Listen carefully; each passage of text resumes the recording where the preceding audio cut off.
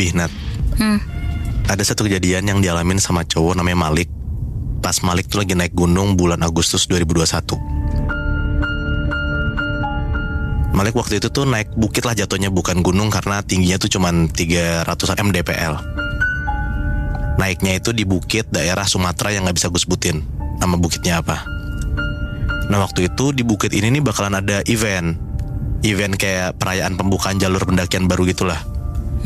Nah eventnya itu hari Minggu, tapi karena Malik sama satu temannya namanya Hendra itu deket banget sama ketua panitia eventnya, akhirnya mereka semua bareng-bareng tuh camping duluan di hari Kamis sebelum event. Kan eventnya Minggu kan. Singkat cerita, Malik itu barengan sama 8 temannya naiklah ke bukit ini. Kurang lebih tuh mereka berangkat dari rumah jam 3 sore sampai di kaki gunung tuh sekitar jam 5 sore. Sampai kaki gunung tuh mereka prepare dulu tuh, kayak ngecek-ngecek barang, berdoa, segala macam, ngecek jalur trekkingnya. Pokoknya di total setelah mereka siap-siap tuh naiknya baru abis maghrib. Di saat tuh semua udah pada gelap ya. Pas sebelum naik gunung, ya wajar lah kan mereka semua tuh baca doa dulu. Nah tapi Malik sama beberapa temennya tuh baca doa sambil ketawa-tawa Bihnat.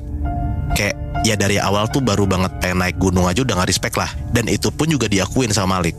Bahkan di saat berdoa pun, yang gak ketawa tuh cuman si ketua panitia sekaligus tour guide mereka, sama ketua mereka namanya Buki. Jadi total tuh mereka naik bersembilan lah, 8 rombongan sama satu ketuanya tour guide-nya nih. Singkat cerita mendakilah mereka nih. Yang paling depan tuh si Hendra karena dia udah tau jalan. Yang kedua si Buki, diikutin sama teman-teman yang lain. Dan yang paling terakhir si Malik. Memang ternyata setiap mendaki gunung, si Malik tuh selalu paling belakang karena buat masin teman-temannya biar gak ada yang ketinggal. Pas perjalanan mendaki itu awalnya oke-oke aja, gak ada gangguan sama sekali. Sampai sekitar 1 jaman mereka mendaki, temennya si Malik namanya si Picuy. Nah itu tuh dia minta break karena capek. Akhirnya mereka semua duduk lah bentar sambil sebat karena nungguin si Picuy capek kan. Singkat cerita udah beres sebat, udah istirahat, mereka mau lanjut lagi jalan.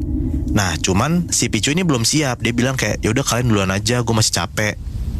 Karena Malik gak tega buat ninggalin si Picuy, akhirnya dengan keadaan malam di tengah hutan, Malik bilang lah ke teman-temannya buat duluan aja biar si Malik nemenin Picuy. Jadi mereka berdua nyusul. Akhirnya rombongan itu tanpa ngomong apa-apa langsung lanjut lagi. Ditinggal tuh emang si Malik sama si Picuy. Udah istirahat sebentar, singkat cerita Picuy udah ready lagi buat jalan. Mereka jalan lagi lah. Pas lagi ngedaki mereka tuh ngeliat tuh ada temen yang lain namanya Dion sama Boni lagi duduk sambil ngos-ngosan gitu Bihnat. Pandangan si 2 temennya ini, si Boni sama Dion tuh gak kelihatan karena mereka tuh madep bawah aja. Disamperin lah sama Picuy, ditanya kayak kalian kenapa? Nah tapi si Dion sama Boni tuh gak nyaut sama sekali. Bahkan nengokin kepalanya ke arah Picuy sama Malik pun juga enggak. Jadi mereka nunduk aja ke bawah. Akhirnya ngeliat kayak gitu Picuy sama Malik duduk lah, nyamperin mereka, ngobrol-ngobrol sembari nanya lu kenapa gitu. Nah karena posisinya nih si Malik tuh mau duduk, jadi tuh si Malik tuh refleks madep belakang ke arah jalur bekas pendakian mereka. Pas Malik madep belakang, dia tuh ngeliat ada 5 orang, lumayan tinggi. Mukanya tuh gak kelihatan karena kayak ada cahaya senter gitu di kepala mereka. Terus 5 orang itu tuh madep mereka, dan posisi 5 orang itu tuh berjejer kayak orang mau sholat, kayak satu syaf itu mau sholat. Nah FYI kata Malik, jalur gunung itu tuh kecil. Jadi sebenarnya di jalur itu, di trek itu tuh cuma buat 1 orang, sedangkan kanan kirinya jurang. Nah di situ Malik sadar dan dia merinding banget karena tadi kan dia bilang dia ngelihat ada 5 orang berjajar syaf dari kanan ke kiri.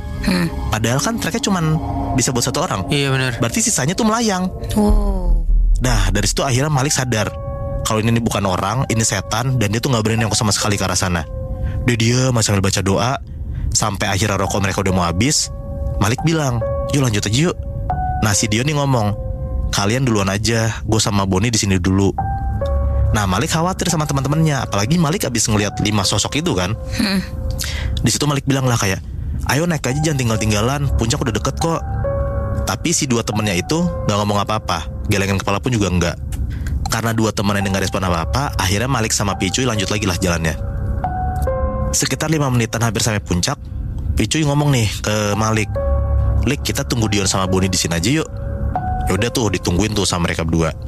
Dari kejauhan, samar-samar akhirnya mereka berdua tuh ngeliat kayak ada 2 biji senter gitu kayak jalan ngarah mereka.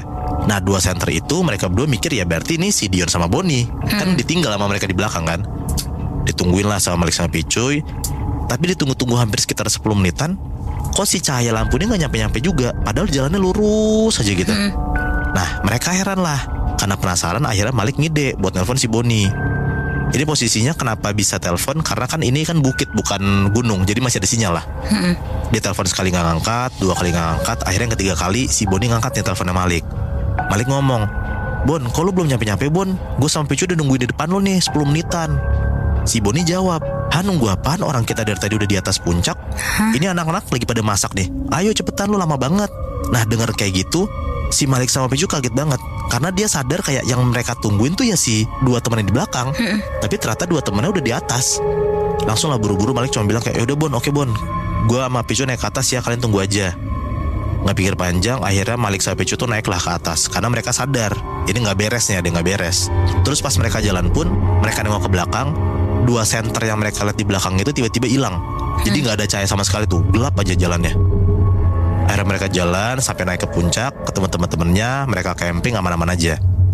Besokannya udah turun, pas udah turun udah mau pulang, Malik belum cerita nih ke teman-temannya, karena Malik mikir kayak si jalur ini kan masih hutan semua kanan kiri, baru dibuka kan jalur ya. Plus juga kalau misalnya di bukit, di gunung ya, kalau lo ngomongin hal-hal horor jangan di sana gitu kan. Akhirnya kebesokannya mereka udah pada turun, udah di rumah masing-masing, mereka nongkrong lah. Nah pas mereka udah nongkrong lagi, mereka udah kumpul, barulah akhirnya Malik sama Picu tuh ceritain kejadian yang mereka alamin waktu pas naik gunung kemarin. Nah akhirnya waktu pas mereka cerita-cerita itu tuh udah di hari Minggu, yang mana eventnya tuh udah mulai. Kan mereka kan gak ikut event kan, karena udah duluan tuh naik gunungnya. Ternyata salah satu temennya si Picu sama Malik tuh denger cerita kalau waktu pas event itu berjalan hari Minggu itu, dia tuh dapat kabar kalau ada beberapa peserta event tuh kesurupan. Nah di situ akhirnya Malik mikir, apa mungkin bisa jadi makhluk yang gangguin Malik sama Picu itu adalah makhluk yang bikin orang-orang yang ikut event ini kesurupan. Gila, tapi emang gak heran sih kalau di gunung emang banyak sosok-sosok yang bakal kayak ngikutin orang yang lagi mendaki gitu. Ya gak cuma gunung sih, maksudnya kayak bukit yang lo bilang tadi kan. Apalagi gue juga mikirnya ini bener-bener track baru Bihnat, yang mana kan belum pernah ada yang jajakin sebelumnya gitu loh. Iya. Mereka orang pertama, dan ternyata mungkin orang pertama yang digangguin sama makhluk halus yang ada di sana ya mereka berdua. Iya bener.